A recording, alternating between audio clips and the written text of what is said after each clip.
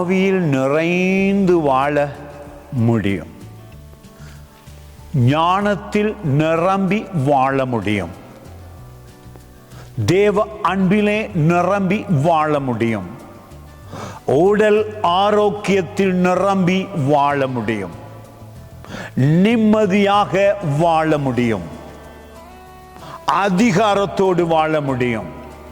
சத்துருக்களை விரட்ட முடியும். நோய்களை எதிர்த்து நிற்க முடியும். எப்படி என்று கேட்கிறீர்களா?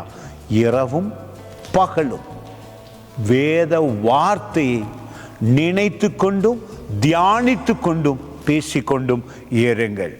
எந்த சூழ்நிலையிலும் வேத வார்த்தை உங்களை காப்பாற்றும். வேத வார்த்தை உங்களை வாழ வைக்கும். அந்த அதிசயத்தை பார்க்கிறேன். சங்கீதம் 1 முதலாவது சங்கீதத்திலே 2வது வசனம், கர்த்தருடைய வேதத்திலே பிரியமாயிருந்து இரவும் பகலும் அவருடைய வேதத்தில் தியானமாய் இருக்கிற மனுஷன் பாக்கியவான். மகிழ்ச்சியாயிருப்பான், பரிசுத்தமாயிருப்பான், சந்தோஷமாயிருப்பான், எதிரிகளை விரட்டுவான்.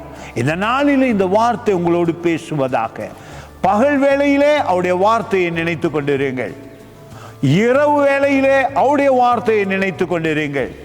கவலையும் பயமும் சூழல்களை நினைத்து, பிரச்சனைகளை நினைத்து, வியாதிகளை நினைத்து இரவும் பகலும் இருக்கும் பொழுது மனம் போராடுகிறது, கவலைகள் பெருகுகிறது. ஆனால் தேவ வார்த்தையை தியானிக்கும் பொழுது இரவாயிருந்தாலும் பகலாயிருந்தாலும் அற்புதம் நடக்க ஆரம்பிக்கிறது. உங்களுக்குள் இருந்து வல்லமை புறப்பட்டு வெளியே வருகிறது. அதிசயமும் நடக்கிறது. God bless you.